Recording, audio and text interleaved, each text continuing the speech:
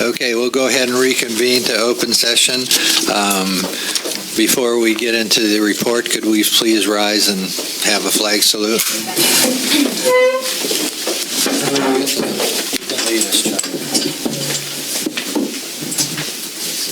Pledge allegiance to the flag of the United States of America and to the republic for which it stands, one nation, under God, indivisible, with liberty and justice for all.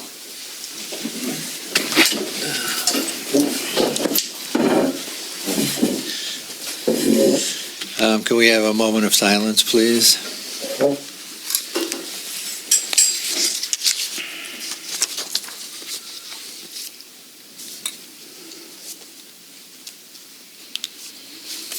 Okay, report out of closed session. I think there was no reportable action. Is that a good guess? Well, there was no reportable action for the portion I attended. Yes. There was no reportable action for the portion that you weren't there for. So, okay, item number 7, presentations. We have none. Public comment for items not on the agenda.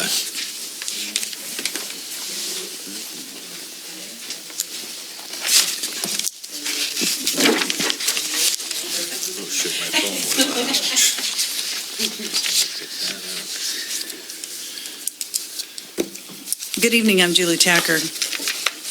And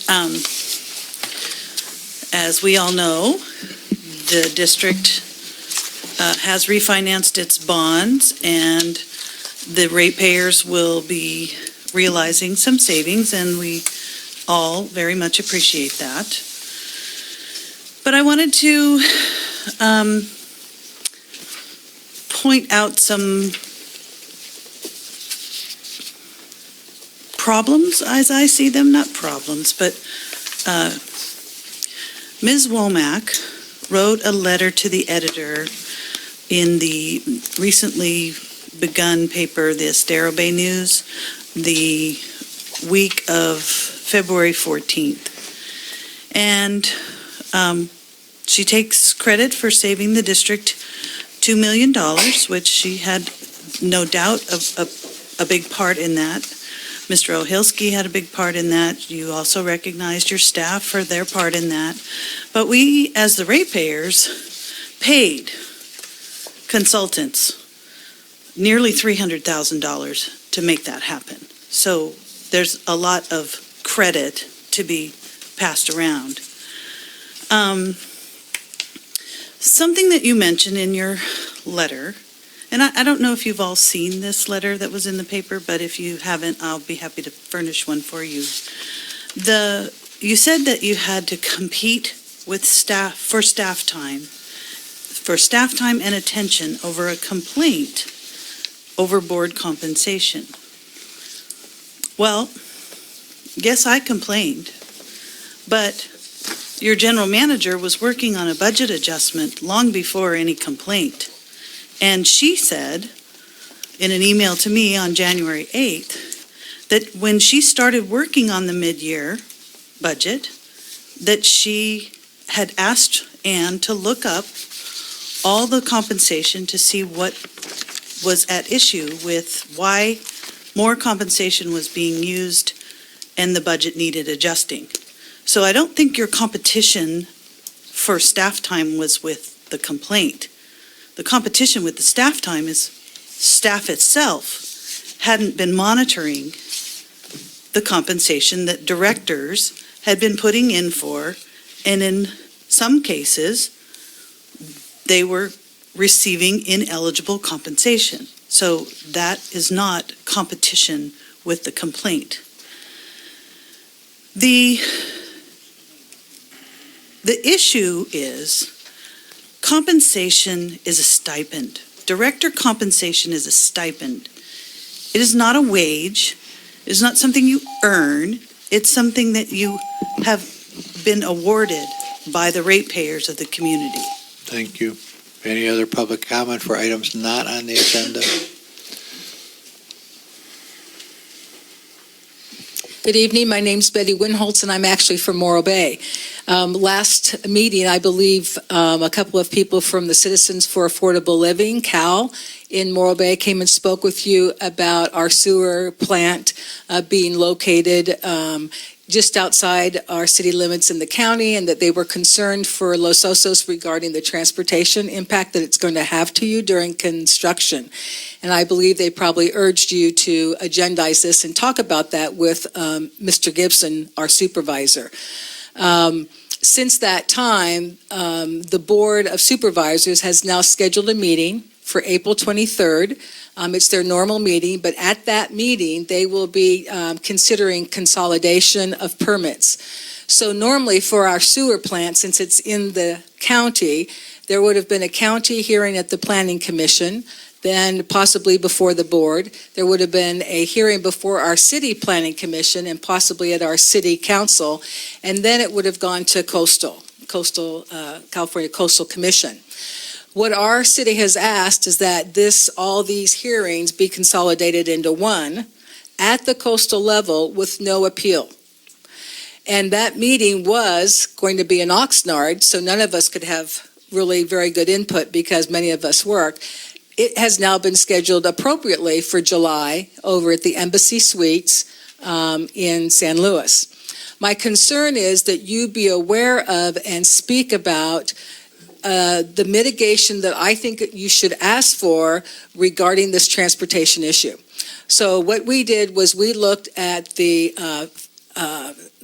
Los Osos Valley, and that you have 15,000 average trips per day on that. You also have an average of 15,000 trips on Highway 1 because of your commuters that go into San Luis, and they use the two different routes. So if you can imagine us closing down Quintana and South Bay Boulevard, which they will be doing for several months, all that traffic's going to be thrown on LLVR. Or there needs to be some kind of mitigation down at South Bay and Highway 1. And so I'm encouraging you to look at that for the benefit of your residents and yourselves and the people that come to our town for doctor's appointments and other things, and we come over here to yours. But I'm feeling that you're not going to get a fair shake unless you stand up for yourself and for your community. And Mr. Ohilsky knows about this because he's actually an agent for the party that the city's buying the property from. But regardless of that, the rest of you need to, I think, step up and investigate and see. And let me just leave you with this thought. When we had a meeting with our Quintana Business District, because they are shutting down Quintana for a year, okay, in different pieces, 6 months here, 6 months there. A business person directly said to our city, will you guarantee that we have a lane left open? Betty, and they said no. Bring it to a close. I'll close with the thought that if they're not going to take care of our businesses, I don't think our city's concerned about your transportation. Okay, thank you. Any other public comment for items not on the agenda? Okay, seeing none, we'll close that. We'll move on to administrative and committee reports. Fire department report. Good evening. George Wong, Cal Fire, representing your fire department. For the month of February 27th to March 18th, we had a total of 72 calls. 51 of them were medical aids, 1 surf rescue here in the Bay, 1 traffic collision, 2 fires, 6 hazardous incidents, 6 public assists, 5 false alarms, and your company 15 firefighters covered the station 4 times. For the month of March, we also continued local business inspections, and we have totaled a total number of 40 so far, so we're going to continue throughout the entire year. And if you haven't seen yet, please pass by the station. Captain Chesick and fellow firefighters have been landscaping, and they pretty much have redone the whole entire front of the fire station with pavers and granite rocks, and makes it look real nice. We have an old school hose reel that we put back in front of the station so we can represent the community. But other than that, end of report. Thank you. Any questions? Thank you. Any questions? Okay, seeing none, move on to the Sheriff's Department report.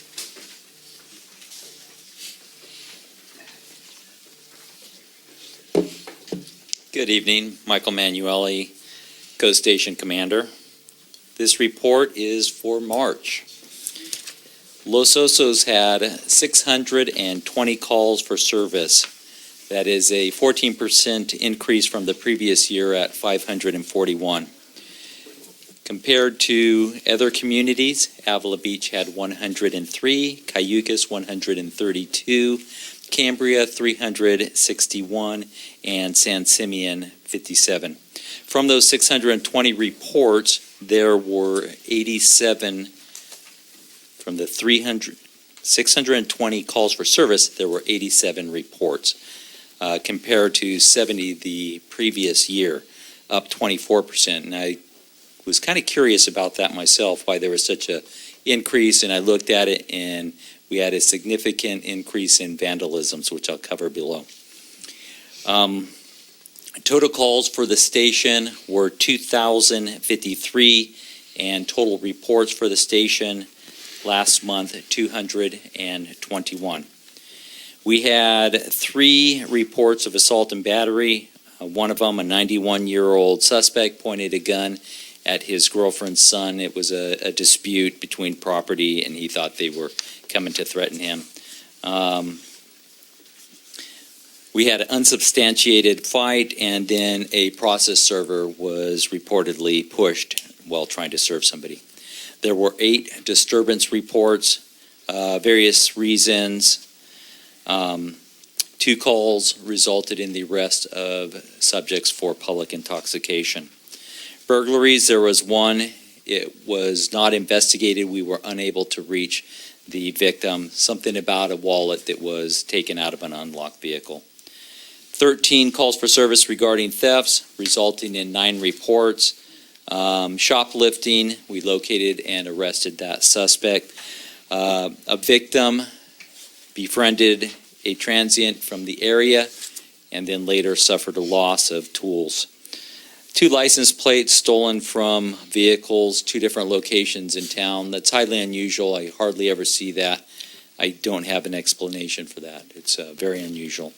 Then thefts from unlocked vehicles. We had theft of a guitar case and theft of a generator. Vandalisms, we talked about this, is probably generated that significant increase in calls for service and reports. There were 14 calls for service regarding vandalism. 11 of those resulted in reports. Somebody's been going around town spray painting a lot of different things. We've seen the blue spray paint right over here on the construction site, right behind us here, and several other areas. We don't have any suspect information at this time. Other vandalisms included broken windows, egg towels, and damage to a door. No mail thefts, 6 reports of phone scams, no loss, thankfully. Social Security call saying they want your number and other thing. Another one was fraud department, then a call from Wells Fargo Bank and the gas company, all fraudulent, trying to get information to get to those victims' cash. Suspicious circumstances, we had 25 calls for service resulting in 3 reports. This one's interesting in that someone came up to the victim's door, rang the doorbell, started asking questions. Do you want to sell your trailer and this and that? And it was completely out of the blue. We had a car blocking a driveway and a victim assault. And that's my report for the month. Thank you. Any questions? Okay, thank you. Thank you. We'll see you next month. Yeah, I had a question about the tagging, but you covered it in your report. So. Yeah, unfortunately, we had a lot of vehicles tagged. Based on the pattern, it appears somebody went by on a bicycle, skates, a car or something, because it was straight. If you're walking, you tend to bounce up and down. These were straight lines across vehicles. Then we had the signs. Broken windows. We had a broken window out here at the park. A vehicle was left, broken window. I don't think we had a holiday, but that's typical of kids being out of school type thing. That's what I expect to see a jump in during summertime and major week-long holidays, but I can't explain what or who did this at this time. Okay, thank you. So, thank you. Appreciate it. Thank you. Utilities? Good evening, Board of Directors, members of the public of Los Osos. My name is Jose Acosta. I'm your Utility Systems Manager. And tonight I'll be giving you the Utility Department report for the month of February 2019. And we'll start out with, as we always do, with the water production information. For the month of February 2019, we produced approximately 10.3 million gallons of water. This equates to an equivalent of about 369,000 gallons per day. And this represents a decrease in production from last year by approximately 18.65%. That's a substantial increase, almost 20% is great. Using the state's formula to calculate the residential per capita per day, for February 2019, our residential customers used approximately 49.4 gallons per day per person. That's a decrease from 60.7 of last year. So again, great numbers, great figures. Everyone's doing a great job on their conservation. Production and runtime hours by well sites. As you could see, each well site showed a decrease in production based off of last year's figures. Also, same thing is reflected in the runtime hours on the well sites as well. Moving on to the water billing information. 50% of the service area was serviced during this time, and the bills were collected for that portion of the district. And they were billed for approximately 11.47 million gallons of water. That was consumed between the period of December 11th and February 12th. And this generated approximately $225,000 in revenue.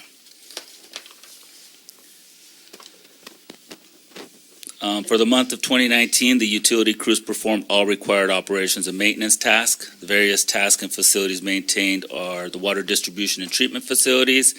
They conducted their monthly meter reading, completed repairs on portions of the water yard fencing damaged during the storms. They commenced the valve exercising program utilizing the newly purchased valve exercising machine. The crews were able to free up a couple valves that had previously were non-operable, and they're getting through that program more efficiently utilizing that new equipment purchased. They perform distribution sample site maintenance, cleaning, repairing, and ensuring that they're properly operating so that we have good sample stations and they give representative samples of the water in the system. They continue the residential meter replacement program. 36 meters were changed out for the month of February. Completed reports to the County Air Pollution Control District. We have to maintain our generators, run hours, and report how long they ran to the APCD, so that way they can keep the track of those records. In the drainage facilities, they reconfigured and contracted and sorry guys, I misspelled that. They reconfigured and constructed a new lid for the Bay Ridge drainage pump vault. We had to replace that pump because it went out of service a while back, and so we had to design and build a new vault for that. Below are the rain totals for the months of April through March, and as you can see, by the end of February, we were at 19.15 inches. As of this month, we've already exceeded 20 inches of rain. So that concludes my reports. Do I have any questions from the board? Any question? I had a question. Yes, sir. I've noticed with the growth in vegetation that our crews are out there weed whacking at where the water meters are. Do Yep. we charge those people for when we have to weed whack their property, or how does that work? Great question.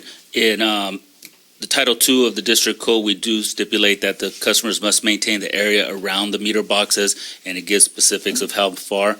We did mail out 2 flyers prior to mailing out the 3rd flyer, which stipulated we will be coming out and doing this ourselves, and there will be a charge levied to the customers. All right, thank you. You're welcome. Any other questions? Okay, we'll move on to General Manager's report. Good evening, Board of Directors, members of the public. This is the General Manager's report on activities for March. General staff activities, admin, water, and fire staff have been working on the 2019-2020 fiscal year budget.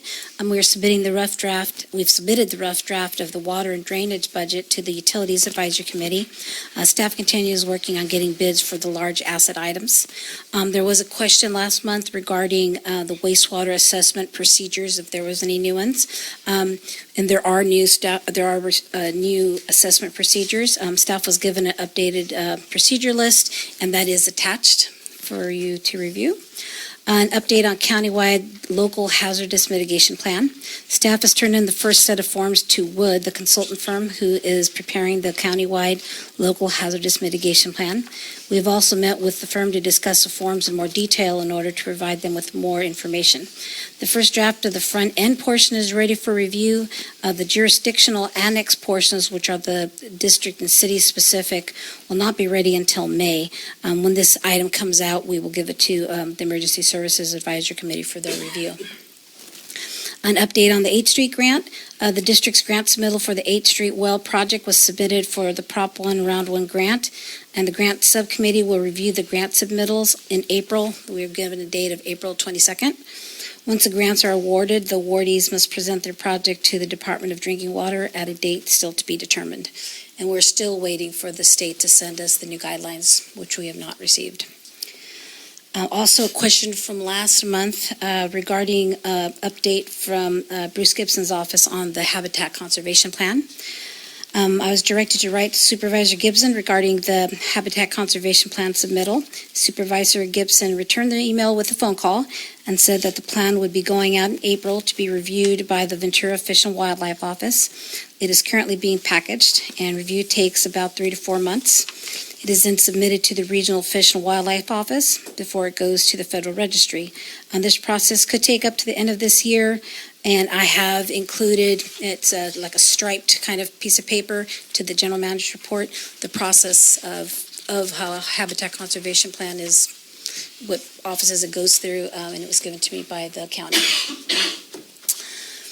And the Water Conservation Campaign for 2019. The winners for the 2019 Conservation Campaign logos were announced at the Los Osos Baywood Park Chamber of Commerce Business Expo in March. 6 winners received a $100 gift certificate from Zaxter's Hobbies and More, and one $50 certificate was given as an honorable mention.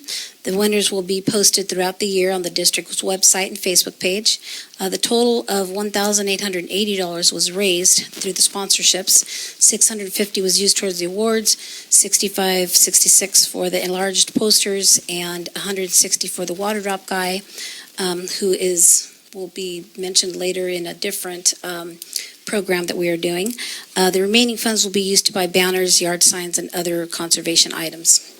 We plan on raising additional funds in June when we present the Video Conservation Contest Awards at a conservation workshop. We're planning on putting a conservation work fair together in June. Staff will bring back a plan regarding the June workshop and a possible rebate program. So I'm going to create a rough draft of the rebate program, and I'll submit that to UAC at their April meeting. I've already sent a rough draft to Director Cesenia. And below is a list of everybody that contributed, the sponsors that contributed to the first phase of the conservation campaign. I don't know if anybody has any questions about anything. Yesterday, didn't the county have a meeting about the integrated regional water management people, and was our 8th Street project on the agenda? Yes, actually what we did yesterday, it was a really brief meeting on the stormwater plan, and then the rest of the time we spent, everybody that turned in a project, we did a short presentation, Right. two slides and a very brief, you got 5 minutes to do a presentation on your project. So that's what we did, yes. And Okay, was, so it's just submitted a 8th Street. presentation, no decisions about anything? No, the decisions will be made on April 22nd by that subcommittee, yes. Anything else? Okay. Lynette, you're going to have to stay up there for the chamber report, too. Wait a minute. I don't think so. Anyway, I'm Lynette Tornotsky, the secretary on LOCAC. Our LOCAC meeting on March 28th was canceled for lack of any land use projects for the agenda. The next LOCAC meeting will be April 25th, and the agenda for that should be posted 72 hours before the meeting. And also, the committee meetings can also be found on our website. It's locac.info. I hope you all will please sign up for our twice monthly newsletter. Just go to the MailChimp link that's on all the pages and click there, and you can sign up and then find out what's happening with LOCAC. And that's my report. Any questions? I will give most of the chamber report, but I wasn't at the Business Expo. Could you sort of give a report on that? Yeah. Thank Okay. you. Well, you're up. You can't walk away. Lynette Tornotsky, the secretary on the Los Osos Baywood Park Chamber. There you go. I'm just reporting on the Business Expo part. It was successful, and we could have used a few more businesses, but the people that showed up had a really good time. The businesses all talked amongst themselves, and they got quite a bit out of it. The kids were presented with their awards, and it was very popular. The droplet, I know a lot of people probably don't know what I'm talking about, but it's hopefully...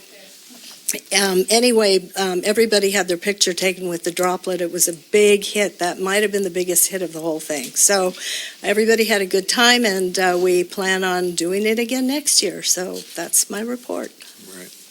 I think the only thing I have to add to that, you're good. Okay. Uh-oh. Oh, awesome.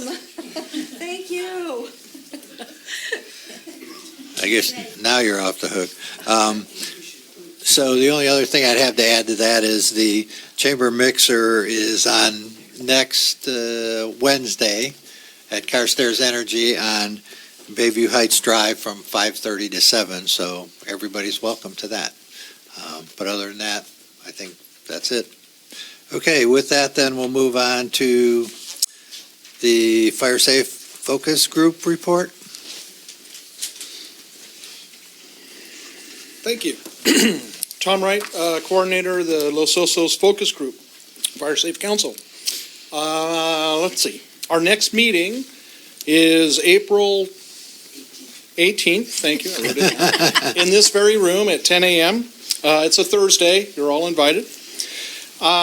We have a new website.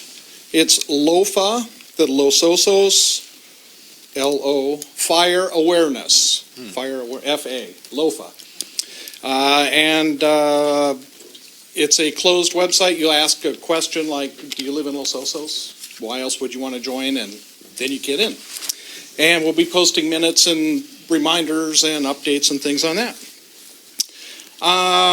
Firewise community up the neighborhood in Cabrillo Heights had a successful kickoff meeting. About 30 people showed up Saturday and got a lot of information. The neighborhood has really come together with a variety of projects, and it's a good thing.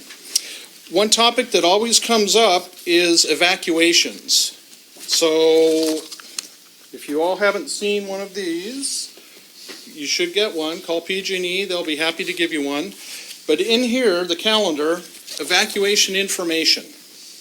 And it spells out and what to do if you can't be evacuated. And they're the congregate care or the carless collection points, not careless. That was my carless collection points, and they're listed here. So just get the word out. There is an evacuation plan, and it works. It has been tested.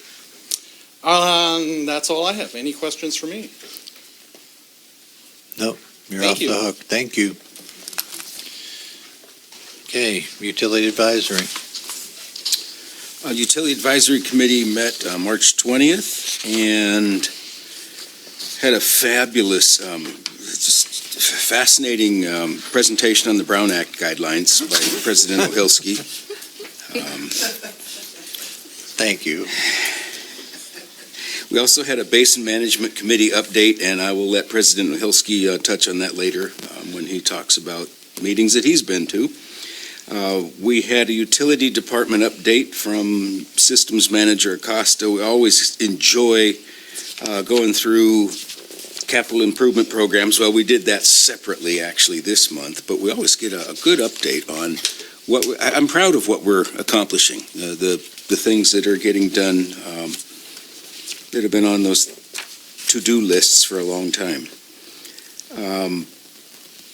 One of the hot things coming up now is a review of the water shortage contingency plan. This came up, I think, our last board meeting or two, over the large bills that some people get when they have leaks and asking for relief from that kind of thing. And so we thought it might be a good time to go back and update both our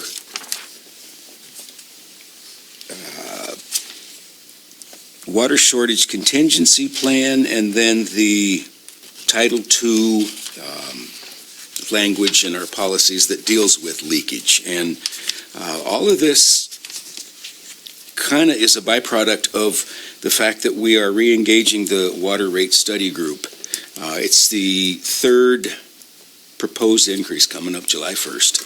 And so just as a annual review of all things water rate related, we decided to throw some of these issues in too. The study group will be looking at the Title II language, and a lot of that had to do with some inconsistencies in our allocations that we more or less suggest as guidelines during the different water shortage categories. We're in a stage 3 emergency, everybody knows now. And so we're just trying to clarify some of those things. In some instances, we were using gallons per person, gallons per household per day, making some of those clarifications. We're looking at changed language to the wording that allows us to de-trigger, for lack of a better word. In other words, step back from the emergency levels that we've declared, and we're looking at changing some of that language to read that we need 2 consecutive years of adequate rainfall before we even think about backing off of our existing stage 3 emergency. So those kind of things are out there. We'll be back before utilities and then back to the board to look at those kind of changes in the future. As I mentioned, we went through the capital improvements project list. That 8th Street well is probably the hottest thing we've got going, and I sure hope that that grant comes through soon. We looked at budgets, and that was about it. Next meeting is Wednesday, April 17th, 5:30, here. Any questions? Nope. Okay, we'll move on to Parks and Rec Committee, please.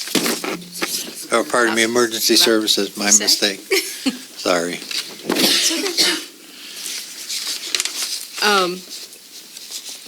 The meeting was on March 22nd. President Ohelski presented a Brown Act training to the committee. It was both complete and engaging. If he can suck up, so can I. There was a discussion regarding adding the fire budget to the ESAC work plan, and Chief Wong is contemplating that, and it will be his decision. The committee members reviewed the ESAC 2018 work plan and updated it for 2019. Continuing items are review and update the SLO County Local Hazardous Mitigation Plan, promoting the Ready, Set, Go campaign, promoting the prevention and education events, safety fair, CPR classes, reverse 911, and the next town hall meeting will be sometime in the fall of 2019. Newly added items: create a community safe zone, evacuation plan and escape routes, create a community plan for all risk incidents, which includes wildfire, active shooter, tsunami, earthquake, flooding, landslide, radiological, and terrorist, which is pretty appalling, actually, but good to have a plan. Outreach programs for the CHP, the Sheriff's Office, Water, Sewer, County Office of Emergency Services, Community Emergency Response Team, Los Osos Community Advisory Council, State Parks, Harbor Patrol, Los Osos Fire Safe Council, Homeowners Associations, and schools and PTA. And create a social media plan to improve dissemination of information and get feedback from younger families. Some research, local capacity for response for CERT and HAM, climate change, and update the community on Roundup, weed abating, fire preparedness, recovery. Some items were removed from the work plan, and if you're interested in those, you can email me and I'll send you that list. Unless you want me to do it now.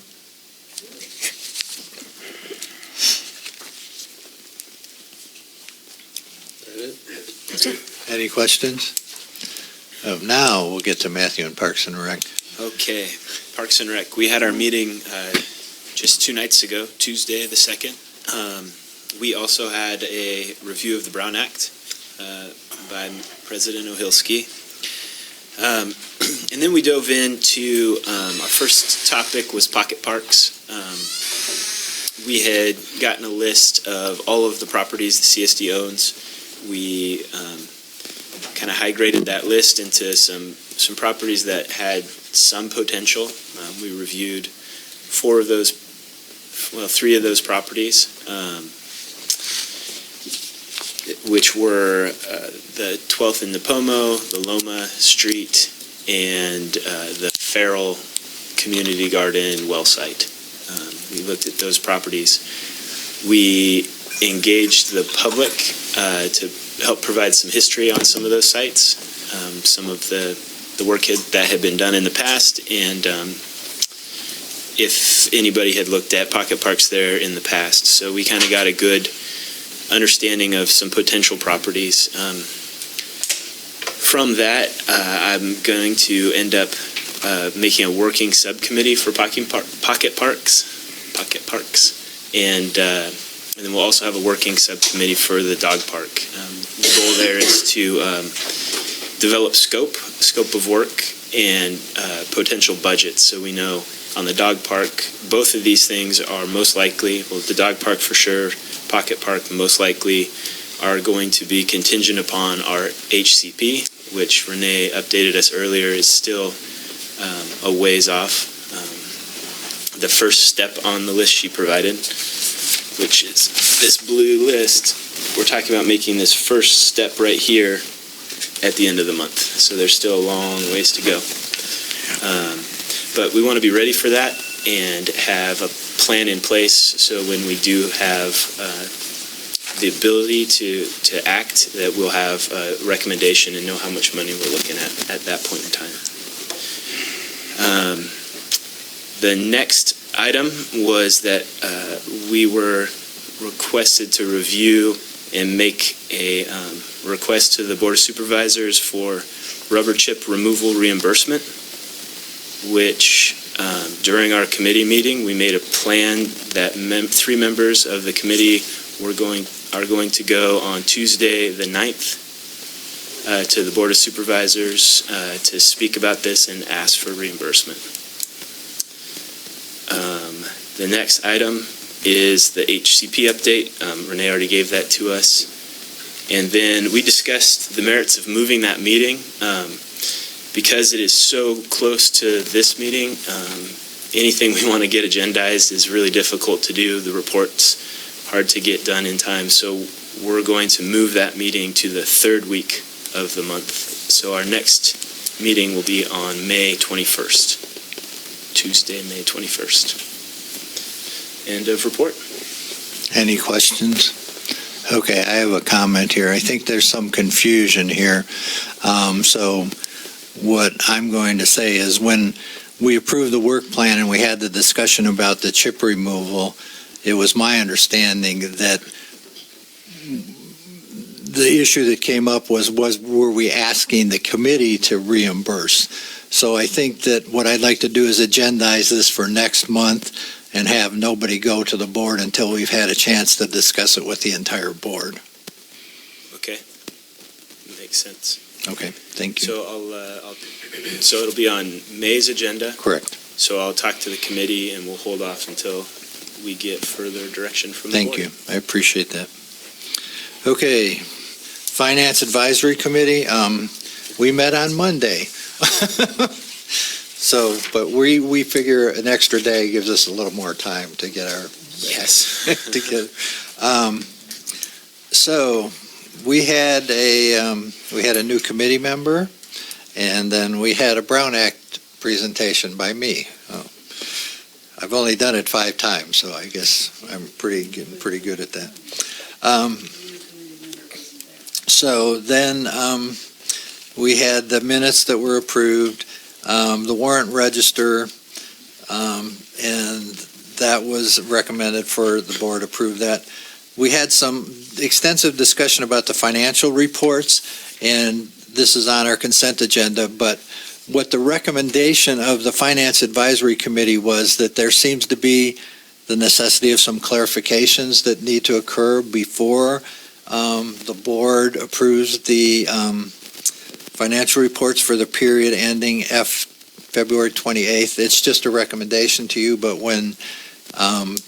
so we may want to just pull it off consent, and, it's up to us to discuss that when we get to that point. But that's the recommendation from the committee, is that we pull that item until they've had a client. Because Adrian, our bookkeeper, had her baby, so she wasn't available to be at our meeting and answer some specific questions. So that was the recommendation there. And then regarding we discussed the reinvestment of the money, drainage and parks and rec reserve funds in the LAIF fund. And it was the recommendation there too that we pull that item, because there was a request for some additional information. And we'd like to get two things. We'd like to get a little more information about, and I don't know how to put this the right way, the security of the funds. No, that's a different one. Oh, pardon me, that's the next one. That's the money market. I'm sorry. My problem. But there was just some discrepancies in the numbers.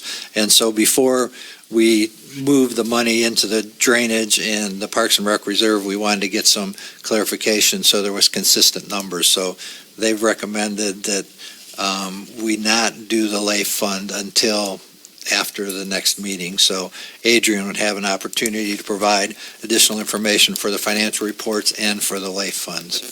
And then the last one was discussion about the money market account at Pacific Premier Bank, and the committee did recommend that we approve that. I apologize for my mistake here.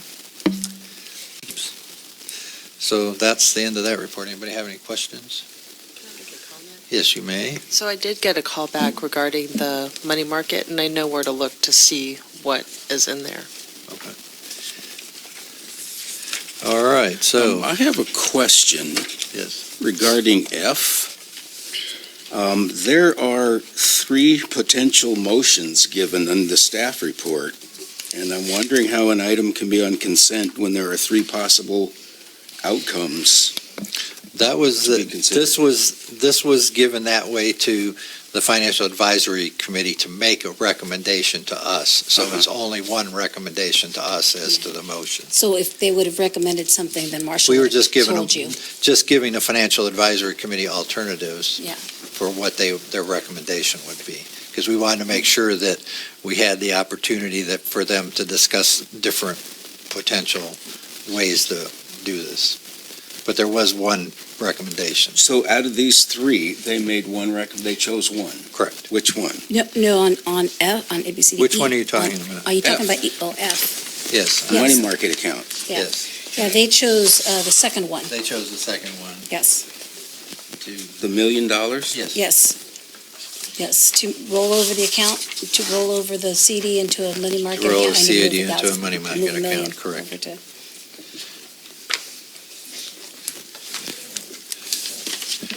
Hope that clarifies it. Okay, ad hoc committee report regarding the district social media plan. Yeah, I have a report on that. Really, it's going to end up in a proposal. The way I think that what I'm proposing to do to give us a community update once a month. Can you guys hear him okay? I'm talking right in it. Okay. Okay. So the plan. So I have a plan that's what's in front of you. I want to give some background to let you know how we got there. I've definitely spent some time and reached out to Sandra at LOCAC and Dawn at the Chamber. Both LOCAC and the Chamber have developed newsletters that come out at different like every other week or weekly or monthly. But they're all premised on the same idea, which is utilizing one app to handle all different social media platforms, which is what I'm proposing that we do. And that's the name of that is email marketing software. In this case, it's MailChimp. Both entities are using that.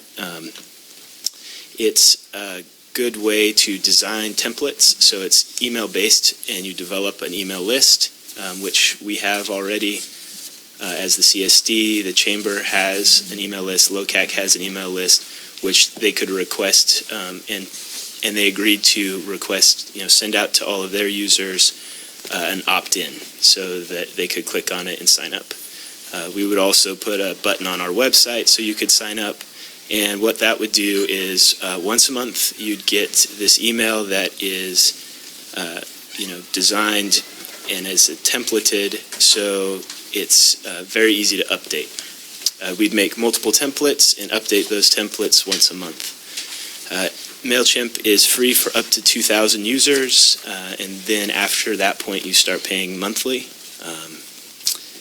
And the part that is really good about this is we can connect that, so it sends out an email, simultaneously updates a portion of our website that we choose, and posts to Facebook automatically. That way we don't spend time trying to update and maintain all these different platforms. So speaking with both Dawn and Sandra, there's a lot of work initially to get the template set up and everything working correctly.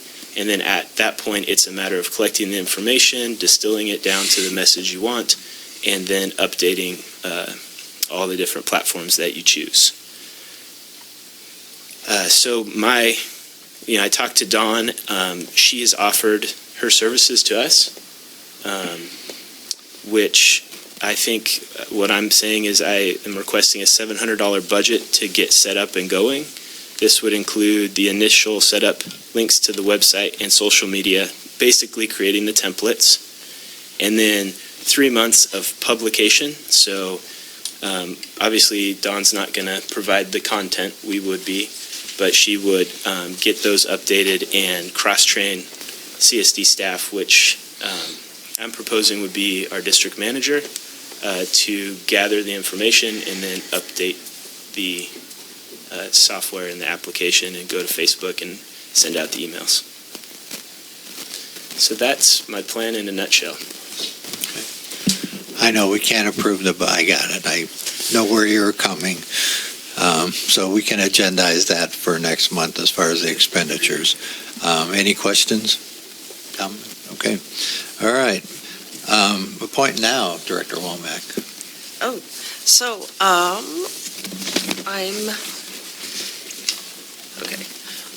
We have a great resource who's willing to serve on the Utilities Commission, James Bishop.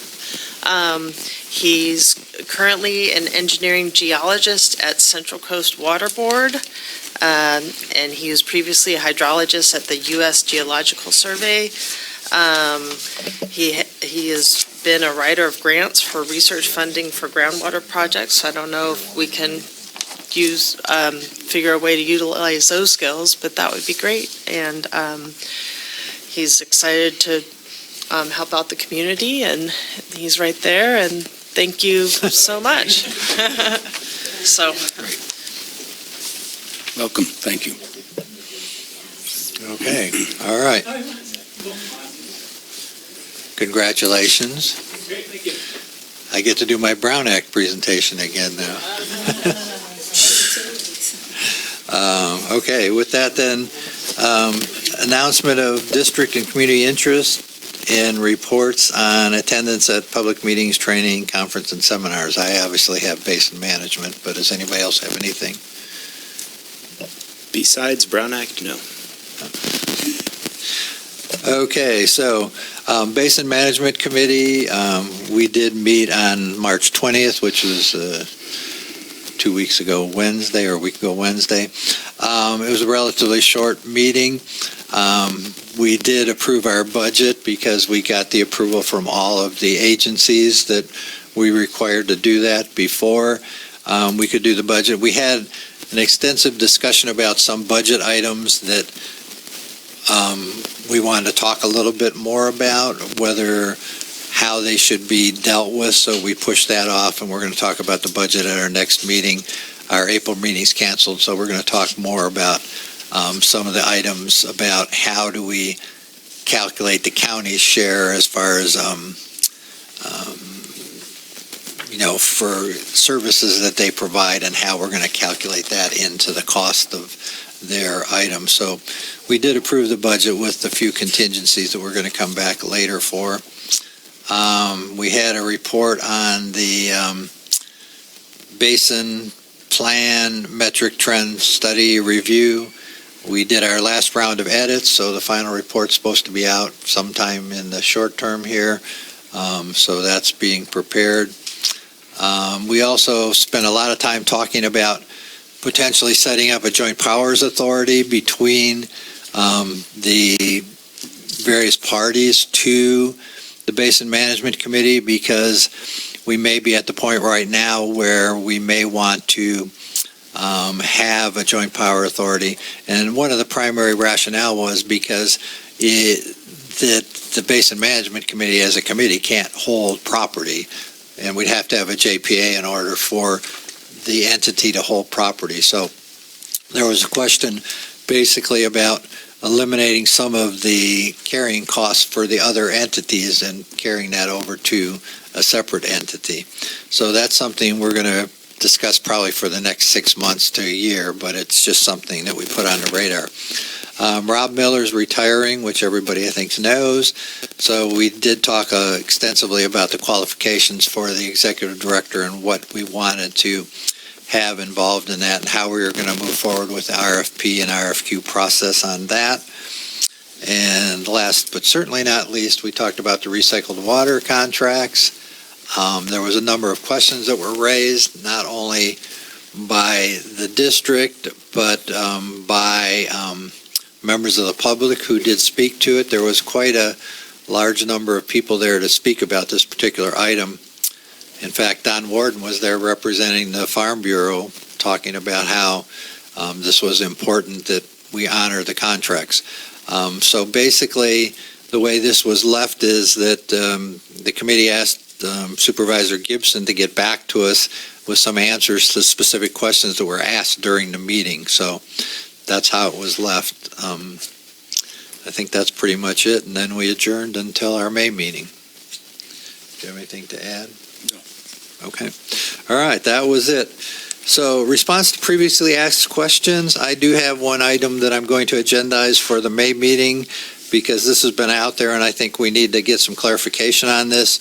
So on the compensation issues, it's been coming up and I know we did have a motion on how we were going to deal with this, but I want to have a future discussion about this at our May meeting to make sure everybody clearly understands what the motion was, what the intent of the motion was, and how we're going to calculate director's compensation.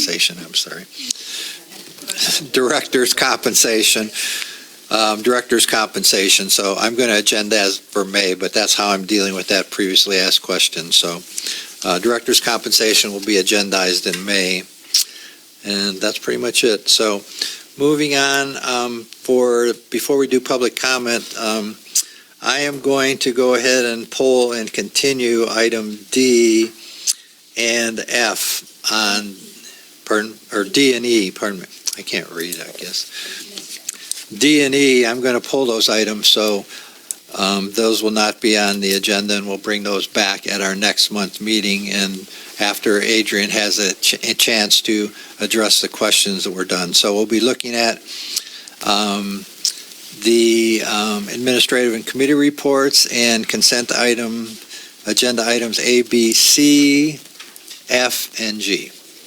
I would like to pull item F just for a brief discussion. I'm not really comfortable with the $1 million. Okay, anybody else? Okay, so with that, then we'll take public comment then on items, the administrative and committee reports, and item A, B, C, and G.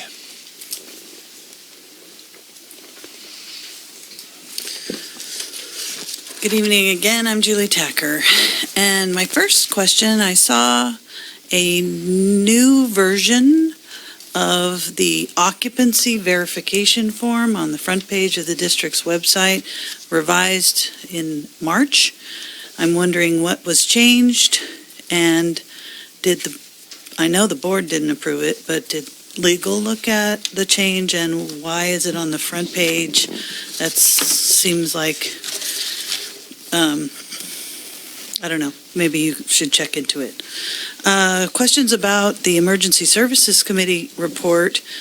Work plan items were removed, and we can email Vicki to find out what those are. I think she should report that to you and ask the board for approval for amendments to the work plan, whatever those were. And then I have a question about the idea that the chief gets to decide whether the committee gets to look at the budget. Again, I think that's a board decision.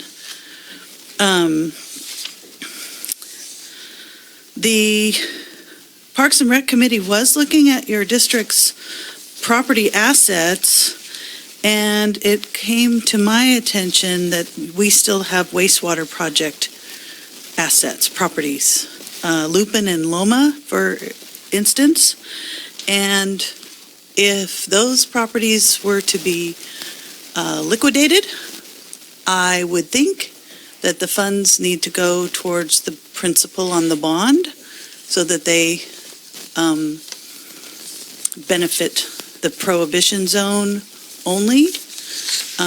There was some talk about perhaps using them as pocket parks, but again, those are wastewater project assets, and I believe the park fund would then have to purchase them from the prohibition zone owners. So maybe you want to look at that. It might be a good time to sell those and bring that principal down even further.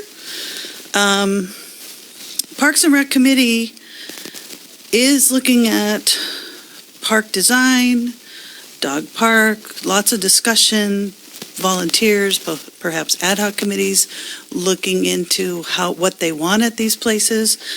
The overarching issue for all of this is the Habitat Conservation Plan. And Ms. Osborne just gave you a small report, I believe, and I'd like to hear the Basin Management Committee report from Bruce Gibson. What did he say about the HCP? What did he say at LOCAC? What is the truth about the status of the HCP? And really, we shouldn't be continuing to draw down that fund until there's some HCP on the horizon. Thank you.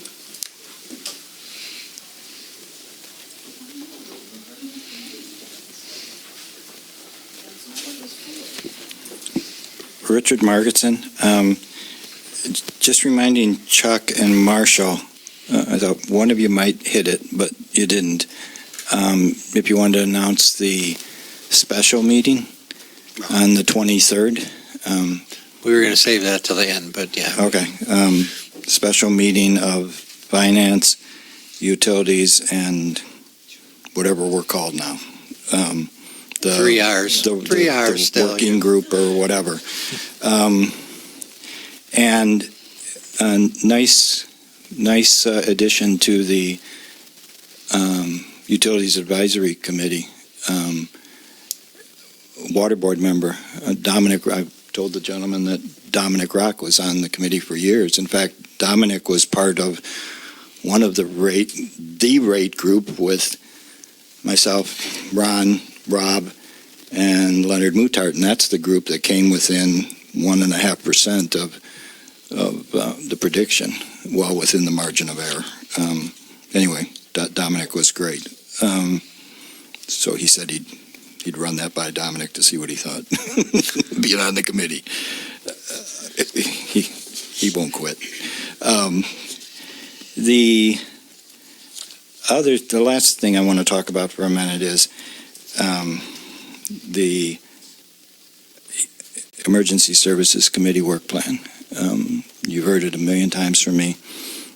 The budget needs to be on this work plan. If for some reason you think, as a board, that the Finance Committee is going to be able to handle that budget all by themselves without having a pre-look at it by the Emergency Services Committee, you're mistaken. And for those that attended Finance the other night, all of the things that got pulled or are up for discussion tonight didn't come from the committee finding those issues. It came from members of the public bringing them up. They're going to be totally out of their element dealing with the entire budget and the history and how things were recommended in the past.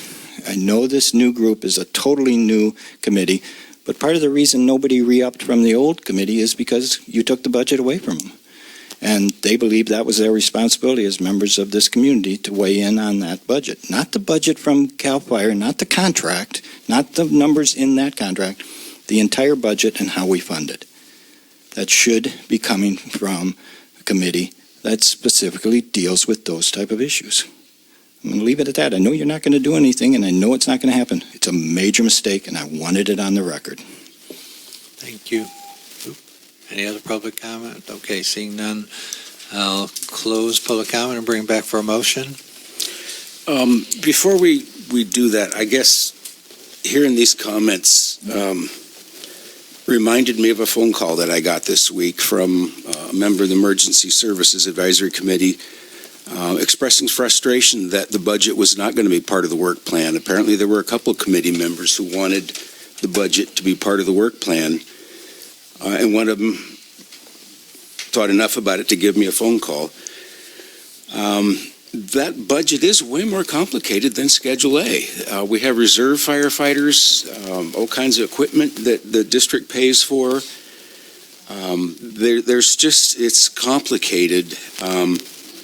And with the turnover that we've had with CAL FIRE and the chiefs, I'm not sure that there's anybody up there with really the history of understanding just all the way back to how CAL FIRE got into the district.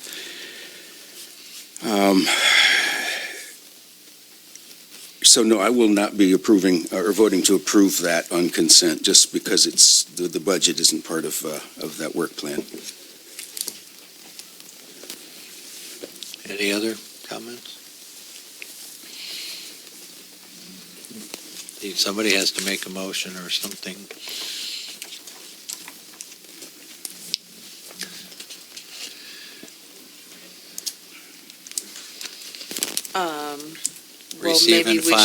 Receive and file administrative committee reports and approve the consent agenda. That would be the motion. Okay, but I also heard that Chuck's not going to agree to G. Can we just go through the others?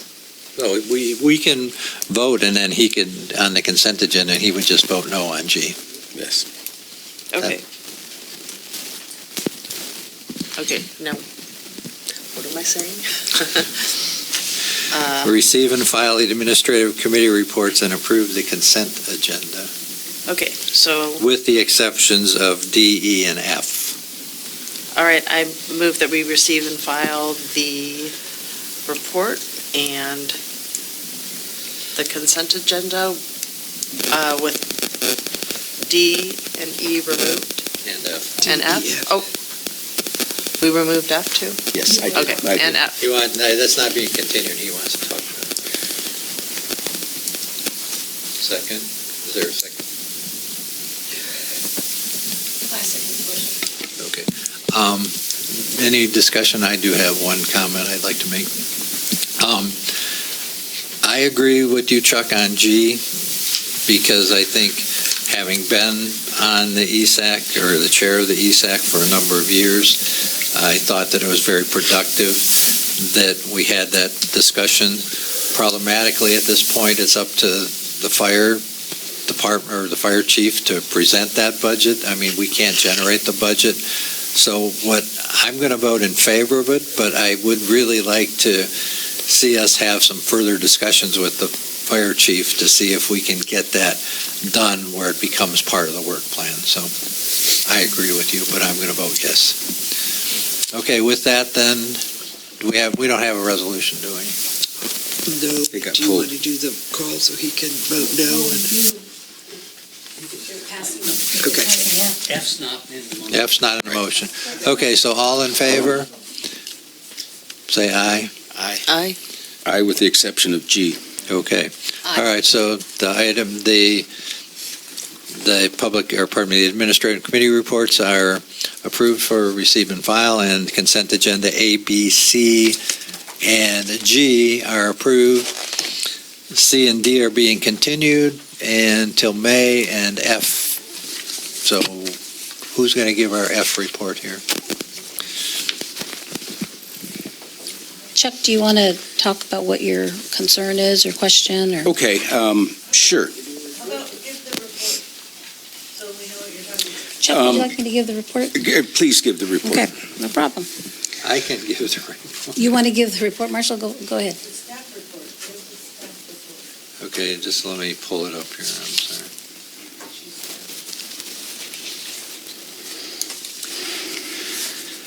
Okay, so we had the water certificate of the CD at Premier Pacific Premier Bank, and the recommendation is to roll it over into a money market account to receive a better interest rate. So the key to this was that we would like to go ahead and get a better interest rate. So there was a couple of three options that were available. One was just to roll over the CD, which we would get a lot less interest. The second one was to take that money to establish a money market account and roll over the CD into that money market account.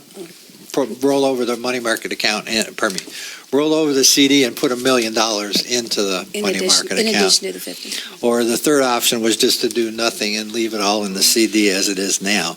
So right now it says that the CD at Premier or Pacific Premier Bank is receiving an annual percentage yield of 1.84, which is approximately $80 a month, $960 a year. So if we roll it over into a money market account with Premier, then they'll offer us 1% per month. In addition, they will increase the interest rate that we currently receive on our fire reserve account, currently LAIF rate plus 10 base points. So it'd be a 2.44 average. So that was I think that's the staff report or the report. So that's really what we're looking at is right now we're earning about $80 a month, and if we move the money over, the $1 million over to Pacific Money Market account, the water fund could potentially earn approximately $25,692.81 per year. That's kind of apples and oranges. You're talking about making $80 a month on a $52,000 CD, and then you throw in $25,000 a year if we move $1 million. Right. You want to talk? Sure. So they gave us several options. So again, just moving just the CD over into the money market account, we'll get about $500 a month. If we want to, and that's fine, we can just do that and they'll give us that rate. It's a special rate for districts and they'll give us that. So the other option, they also gave us another option is if we roll over the CD and $1 million, that they would match what we're currently getting on our fire reserves. So again, we don't have to do both. The committee voted to do both because Rabobank, for instance, were the water money market. We have a money market account with Rabobank and we're getting 0.2% there. I have asked them if they'll raise it because we were planning on moving the money if they didn't, to see if I can get anything out of them. They said no, and I've asked them at least 3 times. We're going to move it, and we do it. And so that's why they said, well, let's go ahead and just move $1 million. We'd be leaving another $1 million because we have about just over $2 million at the Rabobank account, money market account. So we'd leave $1 million there, and then we would just move $1 million over into the water. So by moving this $1 million from Rabobank to there, we get the additional rate. Yeah. Rabobank will not match that rate, and then we'll get an increased rate on rolling over the CD. Yeah. Is that a better explanation? Here's the one-page sheet we've got from Rabobank that talks about our balances, and right at the bottom of that, there's an advertisement for a 25-month CD at 2.5%. So then if if we put in the CD, then we don't have access to it. So it's a liquidity issue. I understand that. Yeah. And I just think that we need more of a discussion to be moving $1 million around than 2 paragraphs. And I wasn't real comfortable, honestly, with the dialogue with Pacific Premier. I think they sent a representative the other night. Yes. And I wasn't comfortable with the dialogue going on between us and them regarding what seemed like what probably should have been basic financial discussion that, just because it was over my head, it should have been understood, I think, by our committee, talking about commodities and what backs up the different types of accounts. Well, that's why No they, commodities, no commodities. There's no. Well, I guess I'm a little. that's why the committee recommended approval, because that's, They didn't. I'm a little uncomfortable with the heavy shift to Pacific Premier. I guess I don't know, maybe I don't feel like they've been around that long. I don't know. I'm not, I guess I'm just not ready for $1 million. And why $1 million? If moving $1 million's good, why not the 2? Well, we could move the 2, but Well, I wasn't going to go. let's get a whole discussion about our, interest rates have been rather unsteady. And lately, we thought that they were going to be up, and now we're not sure. There have been indications that if we'd waited for the bond refinance, maybe we'd even done a better deal. Now, it's a little early to be talking that way, but it's kind of uncertain, dicey financial times right now. And I guess I just would like a little more discussion about. Okay, so about the bond deal, we had a bird in the hand worth $2 million. If, as they were talking before, interest rates went up, if they did 2 tightenings between when we did the refinancing and the next chance, I know. our savings would be $600,000. And in the meantime, we're paying $130,000 or more a year. So okay, we're not, that's. No, I don't want to go. I object to that. We did what So- we needed to do. The other thing is, I think she's talking about simplifying the accounting by pulling money out of LAIF so that it's only, well, weren't they pulling some, The interest rate The interest rate is coming Oh, from it's LAIF, on. but that's not, it was me. I didn't have it on. okay. Yeah, but we're talking about something totally different. We're just talking about Rabobank. Okay. And so, you don't want to do a 25-month CD because you can't use it. You can't use it for 25 months. But they're actually having an interest rate pretty close to the CD rate. And it's in a money market, which is liquid, meaning we can write checks off it at any time. We could decide we didn't like them and move it back to another bank at any time. So I think what Renee is trying to do is have our money work for us and earn some interest. And I think that's a reasonable thing to do, and we can totally change our mind back. So, and I did ask to see a snapshot in time, what they're invested in. And I talked to one of their vice presidents today, a couple hours before the meeting.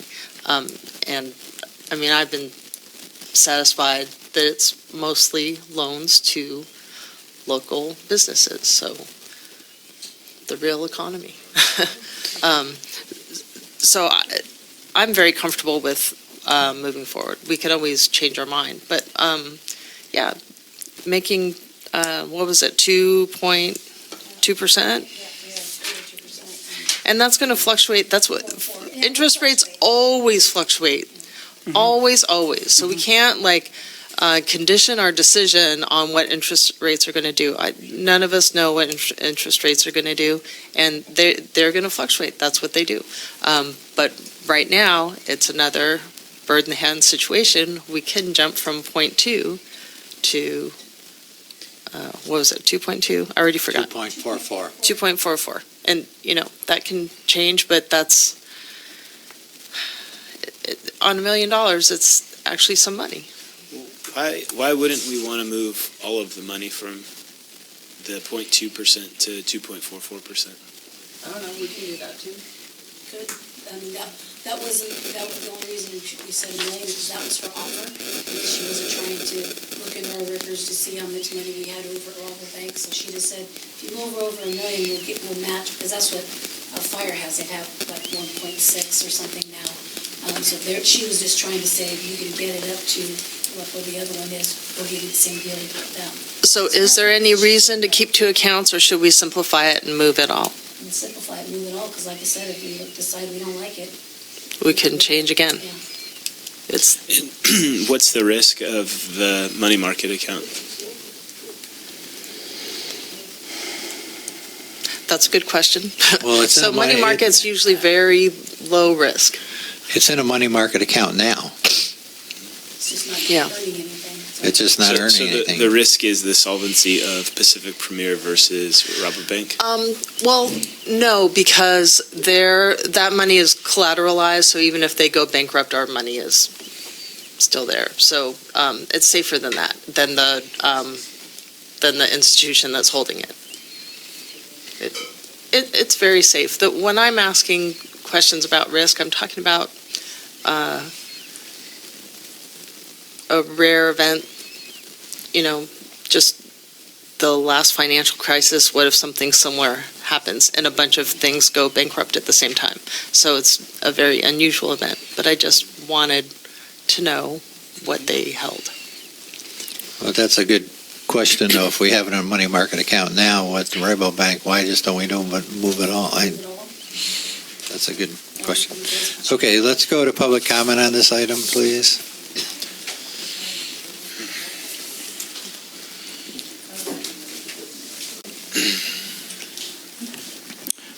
Richard Margetson. I'm also concerned with how the $1 million number came up. I mean, what triggered that other than Pacific Premier saying that? But when a bank is offering those kind of rates, their pool of investments in loans, because their cost of funds is higher, tend, in general, to be more risky. That's common fact.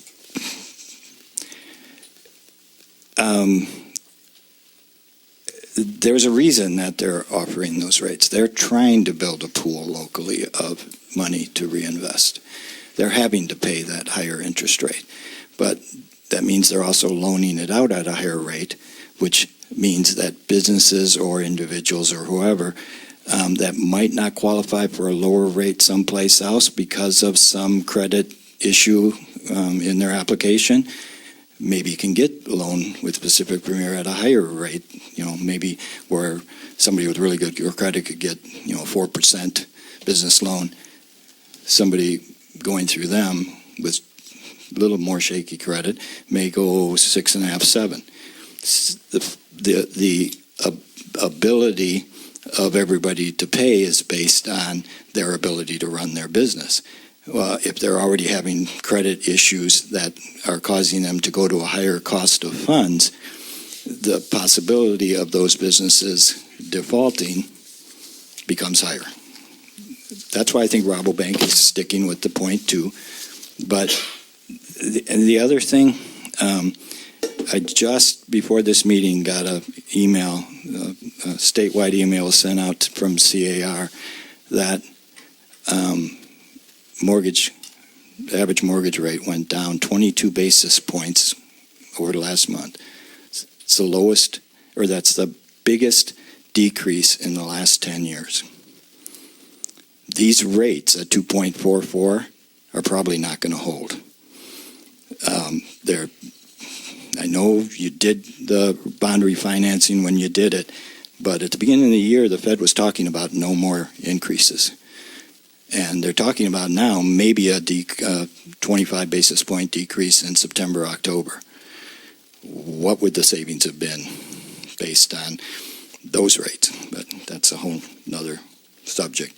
The other thing that's in here is that concerns me is, can I finish, Marshall, the last sentence? Just wrap it up, no, please. We're now taking all of our money pretty much out of Los Osos.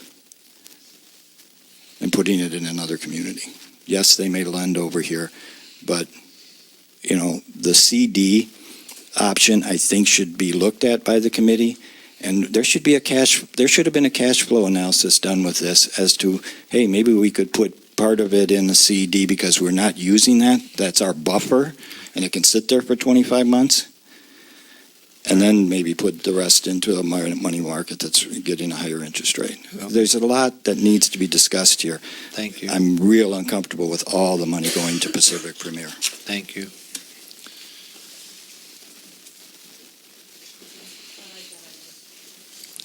Okay.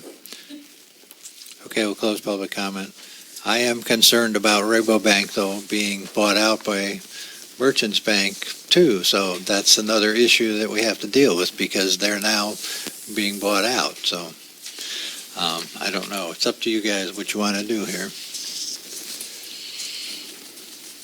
So what was the recommendation from the FAC on this?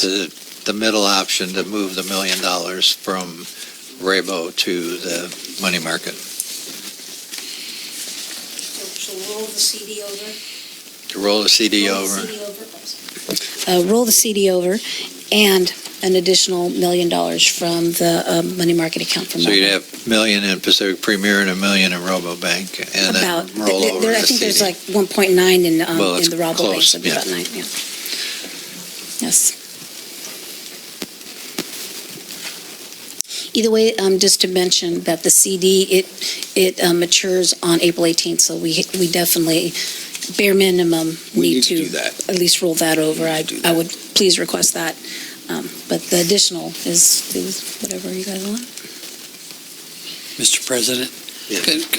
It's not my lane, but I feel compelled to ask a clarifying question because as I look at the average rate on the account for the fire department fund, and it does have an average annual rate of 2.44357%. Right. But I thought I heard you saying a monthly rate of 1%. That's for the CD. For the- Just the 50. The CD is the 1%. It's the 1% per month? Yes. If we roll the CD over into the money market account, they'll give us 1% a month. Would that be 12% a year? no. It's annual. Annualized. Well, see, when I heard you said No. 1% a month. As if they're going to pay monthly on an annualized percentage rate that right now would be 2.44%, and it'll fluctuate based on LAIF and the bonus points they're going to pay over LAIF. No, that's if they do the additional $1 million. So if they only do just the rollover, we'd be seeing $500, what we figured out to $529 a month if we just do just the CD. Okay, we have to come to some conclusion here, what you guys want to do. So what do you want to do here? I'm okay with rolling the $1 million over plus the CD, or $2 million. Either way is fine with me.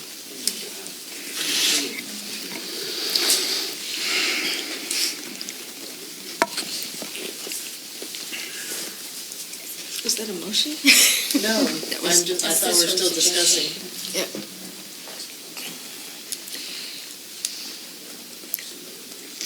I think we do both. $1 million in Rabo, yes, and $1 million in Pacific Premier. Right? Thank you.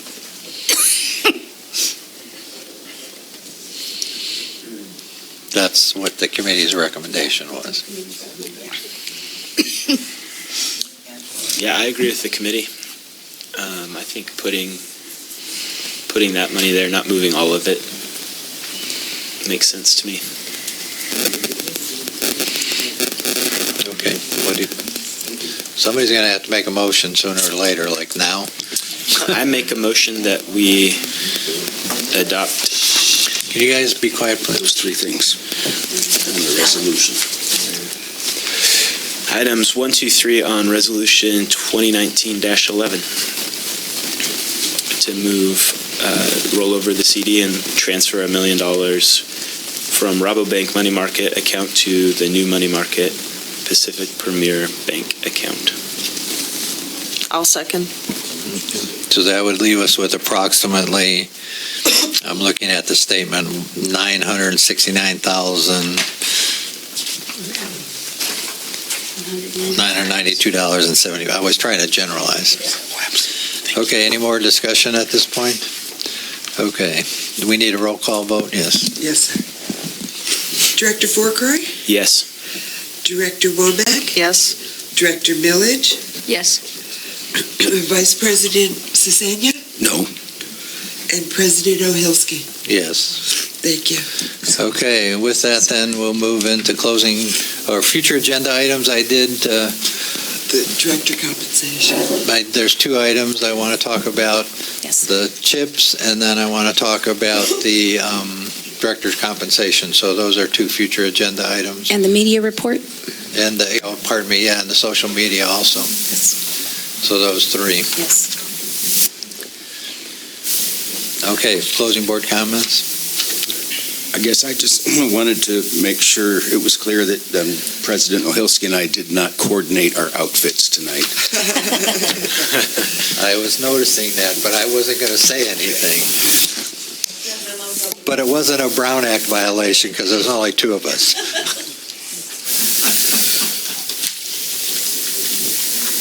I had a question. Do we release our press release? Yes. Yes.